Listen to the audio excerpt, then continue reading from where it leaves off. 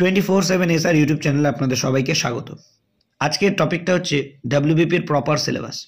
প্রতিটা এক্সামের একটা না একটা প্রপার সিলেবাস থাকে।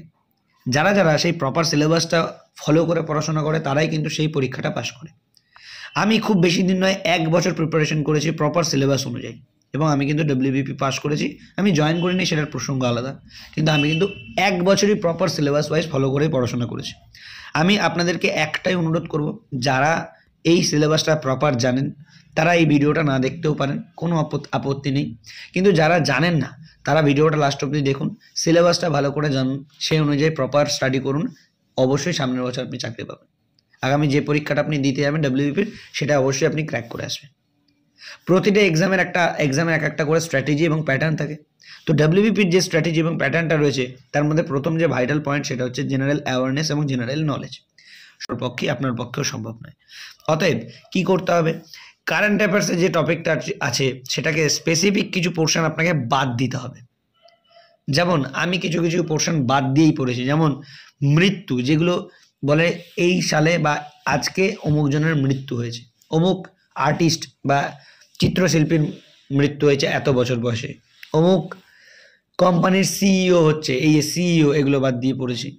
মৃত্যু বাদ দিয়ে পড়েছি কারণ হিউজ পরিমাণে এগুলো আসে, মানে টপিক আসে, প্রায় দিনই কেউ না কেউ মারা যাচ্ছে। এবার এত মৃত্যুর আপডেট এত ডেট ওয়াইজ মনে রাখা সম্ভব হতো না, ওইগুলো আমি বাদ দিয়ে পড়তাম। তারপর আছে কি, বিভিন্ন পুরস্কার, মেইনলি ডিপেন্ড করে অলিম্পিক, বিশাল ভাইটাল একটা পয়েন্ট কারেন্ট অ্যাফেয়ার্সের। অলিম্পিকে কতগুলো গোল্ড মেডেল কোন কোন দেশে হচ্ছে, কিভাবে হচ্ছে, এই অলিম্পিক রিলেটেড প্রচুর প্রশ্ন আসে। বা এশিয়ান গেমসগুলো যা আছে ওগুলো খুব ভালো করে পড়তে হয় কারেন্ট অ্যাফেয়ার্সে। তারপর আছে ইকোনমিক্স, ভারতের অর্থনীতি। দেখো ভালো করে, এখানে কিন্তু ভারতের অর্থনীতি আছে, ওয়ার্ল্ড ইকোনমি নেই। বারবার এই জিনিসগুলো বুঝতে হবে। এখানে কিন্তু অনলি ইন্ডিয়ান ইকোনমি আমাদের পড়তে হয়। ইকোনমিক্সে কিন্তু অনেকগুলো ভাগ রয়েছে, তার মধ্যে ইন্ডিয়ান ইকোনমিক্সটা আমাদের পড়লেই সাফিসিয়েন্ট। ভারতের ইতিহাস, ওয়ার্ল্ড হিস্ট্রি নয়, আবারও বলছি ওয়ার্ল্ড হিস্ট্রি নয়। ইউপিএসসিতে কিন্তু ওয়ার্ল্ড হিস্ট্রি পড়তে হয়, ওয়ার্ল্ড ইকোনমি পড়তে হয়, কিন্তু আমাদের ডব্লিউবিপি সিলেবাসে অনলি ভারতের অর্থনীতি এবং ভারতের ইতিহাস। ভারতের সংস্কৃতি অর্থাৎ আর্ট কালচার, এটা কিন্তু বেশি করে জোর দেওয়া হচ্ছে। এখান থেকে প্রশ্ন যথেষ্ট ভালো পরিমাণে এখন আসতে দেখা যায়। তারপর হচ্ছে ভারতের সাহিত্য, ওই যেটা বলছিলাম ভারতের সংস্কৃতি এবং সাহিত্য খুব ভালো করে এখন পড়তে হবে। বিশেষ করে ডিপেন্ড করবে ওয়েস্ট বেঙ্গলের ওপর, মানে যেহেতু ওয়েস্ট বেঙ্গল থেকে ডব্লিউপি পরীক্ষা দেওয়া হচ্ছে, তার জন্য ওয়েস্ট বেঙ্গলের আর্ট অ্যান্ড কালচারটাও কিন্তু খুব ভালো করে রপ্ত করে নিতে হবে। ভারতীয় সংবিধান, ভালো করে আমাদের সংবিধানের খুঁটিনাটি জিনিসগুলো জেনে নিতে হবে। এখান থেকে কিন্তু নিট ক্লিন নাম্বার পাওয়া যায়, তাই এই জায়গাটা কিন্তু গাফিলতি দিলে খুব বড় ভুল হবে। এখানে একদম ছাক্কা নাম্বার পাওয়া যায় অল্প একটু পড়াশোনা করলে। সাধারণ বিজ্ঞান যেমন ফিজিক্স, কেমিস্ট্রি, বায়োলজি থাকে, আমাদের মাধ্যমিক স্ট্যান্ডার্ডের বই যদি ভালো করে পড়া যায় তাই যথেষ্ট। কিন্তু আমরা ভালো করে বই পড়িনি, টেক্সট বইগুলো, যার জন্য এখন কম্পিটিটিভ বইগুলো বেশি বেশি করে পড়তে হচ্ছে। আবার তাও কি, সেখানে ডেসক্রিপটিভ কিছু পাচ্ছি না, জাস্ট অনলি এমসিকিউ প্যাটার্নে মুখস্থ করে চলে যাচ্ছি। এখন কিছু করার নেই, ছোটোবেলার গাফিলতি, আমাদের এখন মাসুল দিতেই হবে। চলো, খেলাধুলা থেকেও সেম, ওই যে পুরস্কারগুলো বা কোন খেলায় কতজন প্লেয়ার থেকে, এগুলো একটু ভালো করে পড়ে নিতে হবে।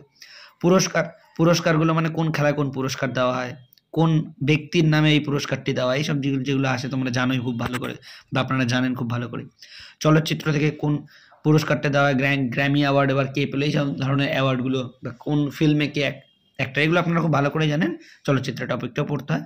ইভেন লাস্টে কম্পিউটার, যেটা আমাদের ভাইটাল একটা টপিক, প্রত্যেকটা পরীক্ষাতে কম বেশি কম্পিউটারটা থাকে। ইংলিশে আমাদের কি পড়তে হয়, ইংলিশে আমাদের পড়তে হয় হচ্ছে fill in the blanks, article and preposition, synonym, antonym.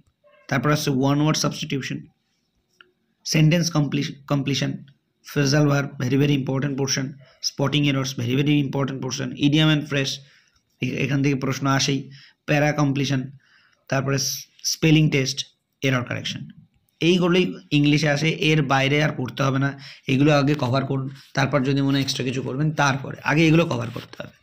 গণিতে কি কি আসে আমাদের, গণিতে আসে ভগ্নাংশ, গসাগু, লসাগু, অনুপাত ও সমানুপাত, অংশীদারিত্ব, পার্টনারশিপ আর কি, সময় ও কার্য, টাইম অ্যান্ড ওয়ার্ক, নল ও চৌবাচ্চা অর্থাৎ পাইপ অ্যান্ড সিস্টার্ন, সময় ও দূরত্ব মানে হচ্ছে টাইম অ্যান্ড ডিস্টেন্স, নৌকা স্রোত অর্থাৎ বোট অ্যান্ড স্ট্রিম, শতকরা মানে পার্সেন্টেজ, লাভ ক্ষতি মানে প্রফিট অ্যান্ড লস, সরল সুদ মানে সিম্পল ইন্টারেস্ট, মিশ্রণ মানে মিক্সচার, ত্রিকোণমিতি, ট্রাইগোনোমেট্রি অ্যান্ড পরিমিতি। তো এইগুলো হচ্ছে আমাদের ম্যাথের টপিক। এইগুলো যদি কমপ্লিট করা হয়ে যায় এর বাইরে আর করার দরকার নেই। এগুলো যদি কমপ্লিট একবার হয়েও যায় তাহলে এগুলোর অ্যাডভান্স ম্যাথগুলো আপনারা প্র্যাকটিস করবেন, কিন্তু আগে এই সিলেবাসটা কমপ্লিট করতে। তারপরে কি আছে, রিজনিং অ্যান্ড লজিক্যাল অ্যানালিসিস। বাংলায় লেখা আছে, অনেকে ইংলিশে টার্মগুলো শুনে অভ্যস্ত, যেমন সংখ্যা শ্রেণী, বর্ণ শ্রেণী, শ্রেণী বিভাজন, ক্লাসিফিকেশন যেগুলো বলে, অ্যানালজি, এইসব, সাদৃশ্য, সংকেতিকরণ, কোডিং ডিকোডিং, দিক নির্ণয় মানে হচ্ছে ডাইরেকশন, ভেন ডায়াগ্রাম, লুপ্ত সংখ্যা নির্ণয়, ম্যাট্রিক্স কোডিং, বর্ণমালা সংক্রান্ত সমস্যা, সংখ্যা ও সময়ের ক্রমবিন্যাস, ক্রম নির্ণয়, গাণিতিক ক্রিয়া, তারপর হচ্ছে যুক্তি অনুযায়ী শব্দের বিন্যাস, রক্তের সম্পর্ক মানে ব্লাড রিলেশন, আসন বিন্যাস মানে সিটিং অ্যারেঞ্জমেন্ট, বিবৃতি অনুমান, চিত্রদল গঠন এবং জ্যামিতিক চিত্র গণনা। এই কটা টপিক আপনাদেরকে পুরোপুরি কমপ্লিট করতে হবে ডাব্লিউবিপির পরীক্ষাটা পাস করার জন্য।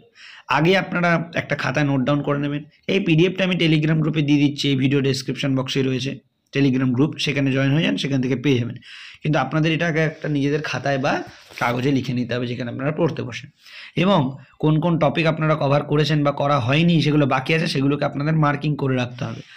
তো সেইগুলো যেগুলো কমপ্লিট হয়ে গেছে সেগুলোকে বারবার রিভিশন করুন, আর যেগুলো কমপ্লিট হয়নি সেগুলোকে কমপ্লিট করুন। That is the strategy. একটা চাকরির পরীক্ষা পাস করার জন্য এর থেকে বড় আর স্ট্র্যাটেজি হতেই পারে না। আপনাকে জাস্ট এইটুকুনি স্ট্র্যাটেজি রাখতে হবে। আর সবার আগে যেটা মাথায় রাখতে হবে সেটা হচ্ছে আপনার হেলথ। আপনার হেলথ যদি ঠিক থাকে তাহলে এই সমস্ত কিছু কিন্তু আপনি ভালোভাবে কভার আপ করতে পারবেন। প্রথমে হেলথের দিকে ধ্যান দিতে হবে। এটা কেউ হয়তো বলে না, আমি বলি এই কারণেই, যদি আপনার মেন্টাল হেলথ এবং ফিজিক্যাল হেলথ ঠিক না থাকে তাহলে এই সমস্ত কিন্তু জিরো, বিগ জিরো। আপনি জ্বর নিয়ে বসে আছেন মাসে 10 বার 10 দিন, তাহলে ও শরীর নিয়ে আপনি পড়াশোনা এই সব সিলেবাস কমপ্লিট করতে পারবেন না। আপনার এই রোগ সেই রোগ সব কিছু নিয়ে কিন্তু এই সিলেবাস, এবং পারিপার্শ্বিক পরিস্থিতি রয়েছে, সব কিছু মেনটেন করে এই সিলেবাস।